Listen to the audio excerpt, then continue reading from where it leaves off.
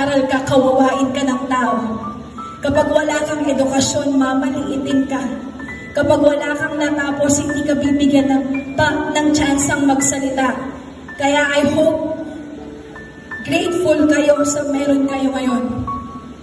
To all the completers of this class, not every day will be a good day.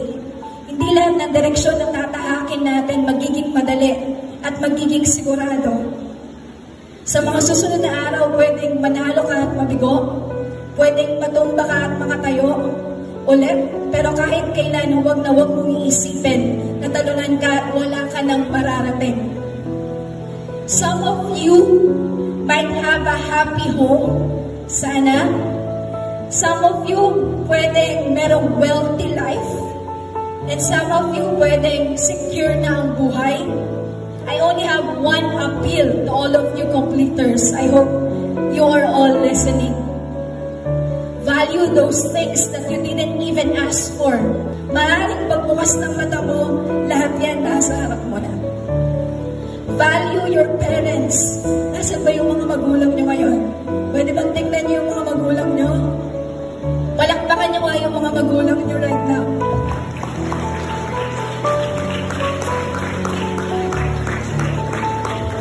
Value your parents who give you everything you need. Value the comfort you have now. Value your privileges you were born into. Maaaring lahat ng tinatamasan ninyo ngayon ay dulot din ng mapait at masakit na kwento ng inyong mga magulang. Maaaring lahat ng meron ka ngayon, dulot yan ng sakripisyo at pangarap na isinantabi muna ng nanay at tatay nyo. Maaaring lahat ng meron ka ngayon, dulot yan ng iyak, sakit at hinagpis ng inyong mga magulang. Because I will tell you, the journey to adulthood is a lonely road. Maaaring ngayon, nasa punto na kayo na mas gusto ninyo na nasa labas ng bahay kasama ang barkada, kaysa nasa loob ng bahay. One day, you will find yourself alone. One day, you will feel empty.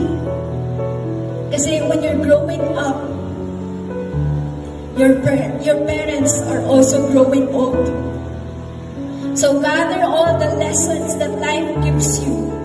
Gather all the stories thrown at you and use them to build your empire.